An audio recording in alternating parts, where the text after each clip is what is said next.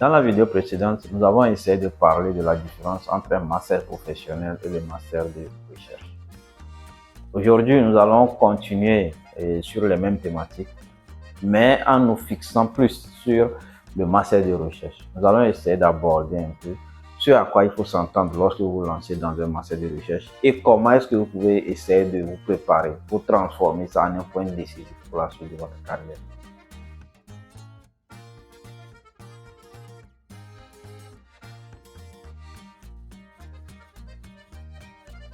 Bienvenue sur notre chaîne Le Progresseur. Ici, nous parlons de mindset, de motivation, de recherche d'opportunités, de la science, de la technologie et plein d'autres thématiques qui vous seront d'une très grande utilité.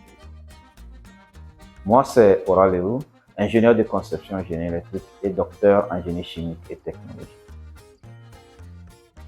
Parlant du master de recherche, comme j'ai eu à le mentionner dans la vidéo précédente, un master de recherche, c'est que vous rentrez dedans, vous avez des cours, mais les cours ne sont pas assez nombreux comme le cas du master professionnel.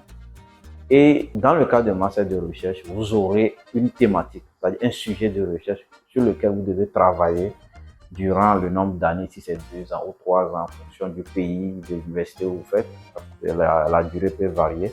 À part les cours, vous devez développer cette thématique-là, ce sujet-là, essayer de ressortir des résultats. Et je l'avais dit l'autre fois aussi, c'est qu'il faut de l'autodiscipline parce que vous allez travailler de façon indépendante. C'est vrai qu'on va vous assigner un superviseur, mais le superviseur ne fera pas le travail à votre place. Étant donné que vous travaillez de manière indépendante, il faut savoir que dans le cas de la recherche, l'interdisciplinarité va beaucoup jouer. Vous êtes dans un master de recherche, vous ne devez pas vous focaliser seulement parce que vous faites recherche dans tel domaine et que c'est les cours que vous avez eu à faire. Vous ne pouvez pas vous focaliser sur ça. Vous aurez à chercher de partout parce que vous devez résoudre un problème qui va contribuer à résoudre les problèmes de la société. Donc vous aurez à embrasser plusieurs domaines, vous aurez à apprendre de nouvelles méthodes par vous-même. Pas forcément, votre superviseur peut vous suggérer par moment certains trucs, mais ce n'est pas forcément celui qui doit vous dire tout ce que vous devez faire. C'est vous-même, vous devez essayer de rechercher en ligne, voir ce que les gens ont fait et voir qu'est-ce que vous pouvez apporter de plus là-dessus. Donc c'est un peu ça.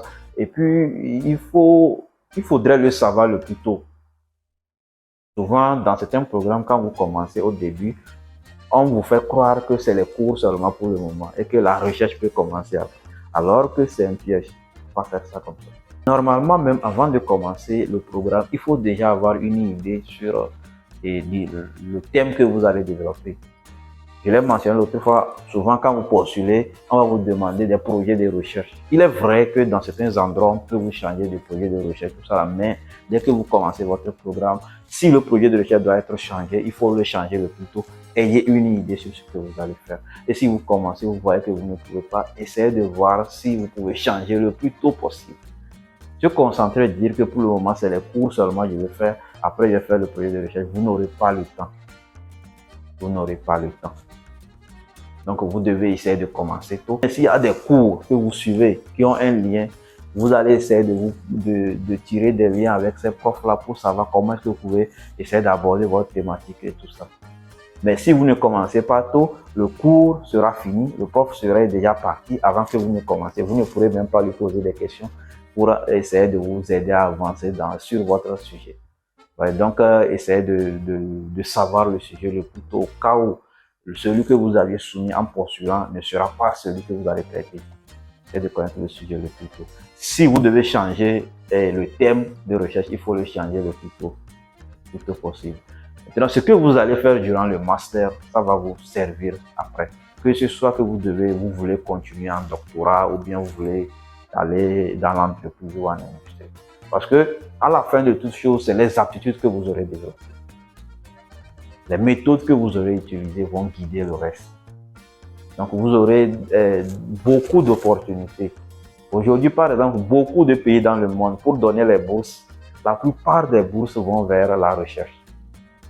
La plupart des bourses vont vers la recherche. C'est pour ça même que quand vous voulez postuler des bourses pour le doctorat, souvent on va demander des preuves de publication, bien votre mémoire. Vous devez soumettre votre mémoire, tout ça là, pour montrer que vous avez des aptitudes de recherche. La plupart des bourses Et on va vous demander ce genre de choses, le projet de recherche, tout ça là. Ouais.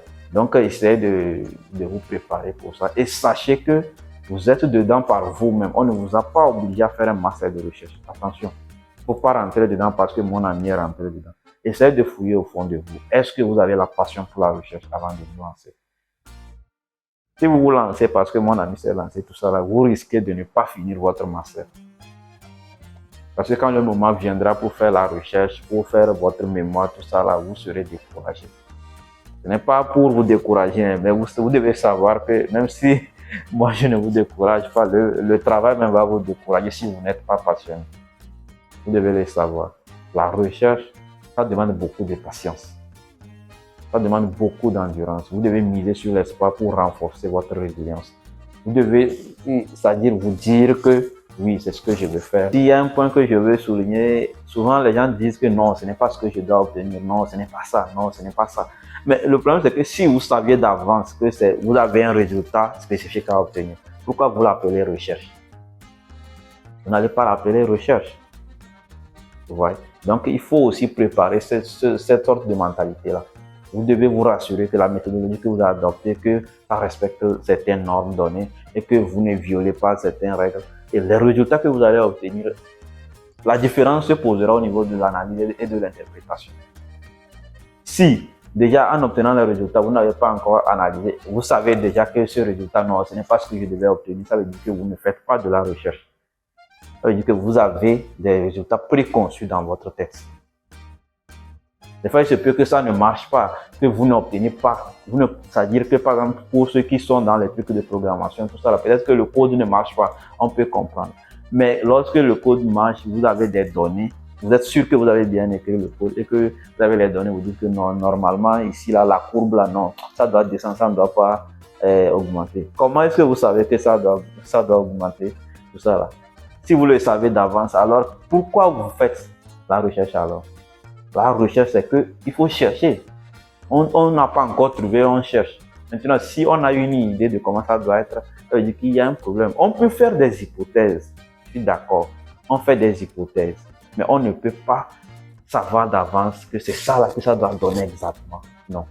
On fait des hypothèses et on fait l'expérimentation pour voir si les hypothèses sont vérifiées.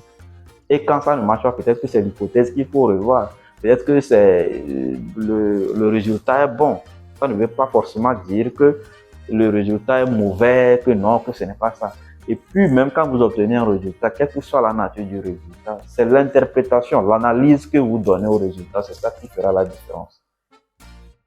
Donc, c'est ce que je voulais dire à ceux qui se lancent dans le master de recherche. Pour les doctorants, c'est le supérieur de master, donc on en parlera dans certaines vidéos à venir.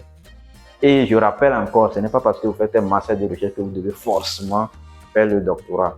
Vous pouvez aussi aller en entreprise. Il y a des entreprises qui seront prêtes à vous recruter. Il y a des entreprises qui sont dans le recherche et développement. Dans la recherche et développement, il y a des entreprises qui cherchent ceux qui ont des compétences en recherche. Et le tout dépendra aussi des aptitudes que vous avez développées durant votre master de recherche.